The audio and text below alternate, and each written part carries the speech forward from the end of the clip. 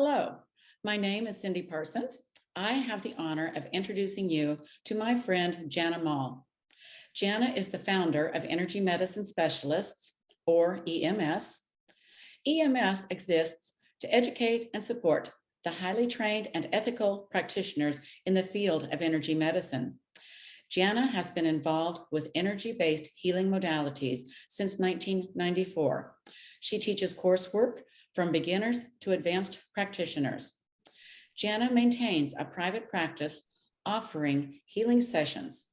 She is trained in multiple energy disciplines: indigenous healing, sound, color, Reiki, energy healing, and healing touch, to name a few, along with psychotherapy and massage. Jana also holds a master's in nursing. Jana is published in texts, newsletters, etc. on energy medicine. She is a specialist in energy medicine. For years, Jana has worked with holistic medical practitioners in building community, networking, and support groups for energy medicine practitioners. Jana, you were trained in the sciences. You worked in biology for a while. What led you into energy healing? That must have been some kind of a shift. Yeah, truly, I came in through the back door because my undergraduate is in environmental biology and chemistry.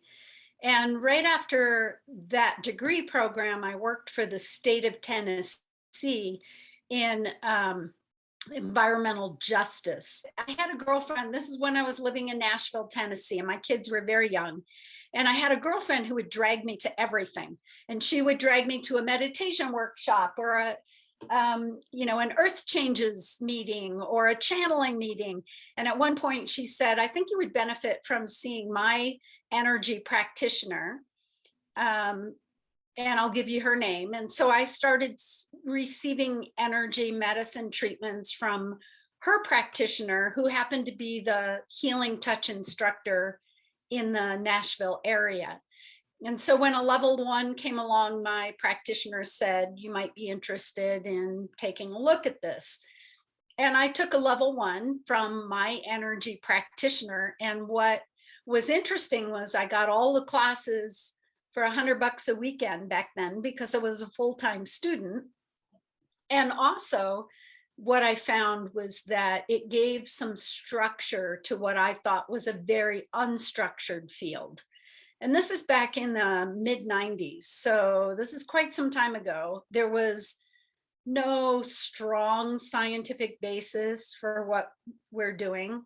And it was thankfully very much aligned with holistic nursing at the time.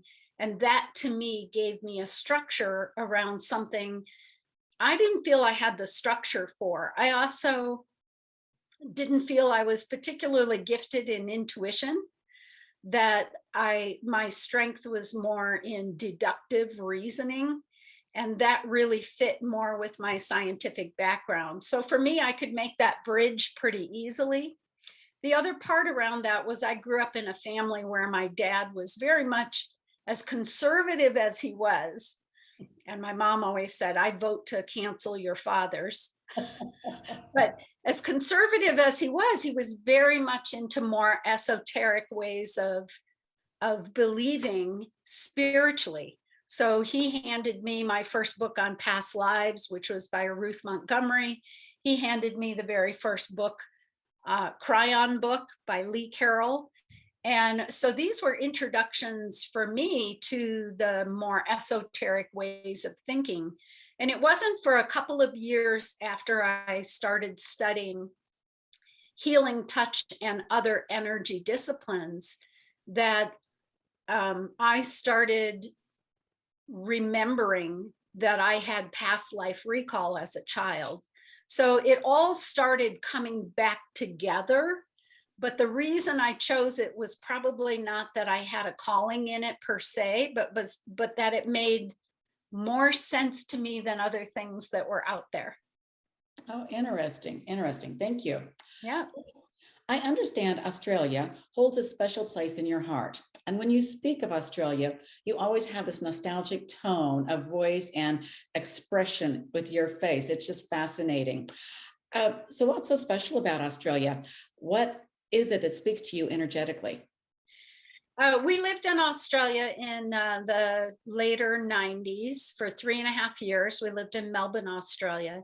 And shortly after I got there, I had already finished my undergrad degrees and I had already started studying healing touch.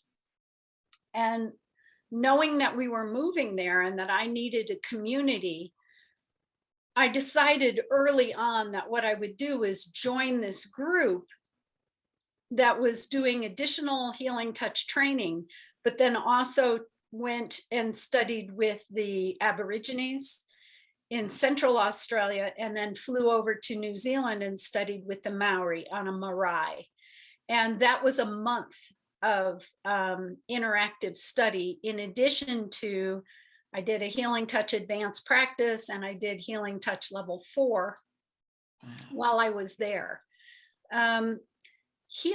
Australia itself, I have found from living there, is a very unique energy. It's kind of like Africa to me, which is so different and special. It's got different lighting, it's got different environment, it's got different people, it's got a different culture and a different political system. And before moving there, I'd had a reading with a woman when I lived in Nashville that had come up from Atlanta, Georgia. And in addition to doing some healing work on me, she had done some life reading.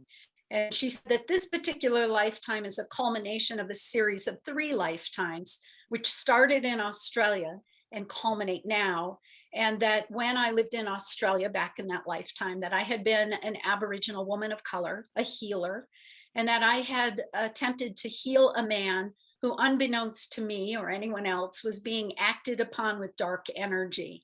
And the man died, and his family blamed me, and my tribe blamed me, and that I had spent the rest of that lifetime in exile in the outback. I don't remember that. I don't know that to be my truth, but there are parts of me that really align with that.